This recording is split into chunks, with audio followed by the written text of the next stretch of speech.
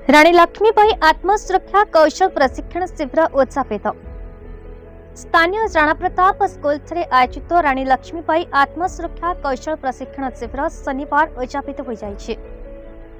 विद्यालय भारप्राप्त प्रधान शिक्षक ज्योत्स्ना त्रिपाठी अध्यक्षता अनुष्ठित ही कार्यक्रम में स्कूल अभिभावक संघर वरिष्ठ सदस्य सुदर्शन बारिक मुख्य अतिथि भाव जोगदे उपस्थित छात्री मानक दृढ़ मनोबल सहित गभीर आत्मविश्वास द्वारा ही सबु संभव बोली उल्लेख करते।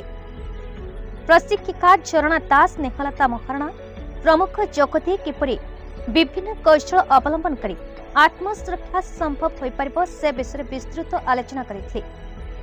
एही अवसर में प्रशिक्षण नैथिबा छात्री माने निज निजर अनुभूति वर्णना करते। परिशेष में शिक्षयित्री ज्योत्स्ना त्रिपाठी धन्यवाद अर्पण करते। बरगढ़ जिलार टिकलाल त्रिपाठी रिपोर्ट, भारत न्यूज।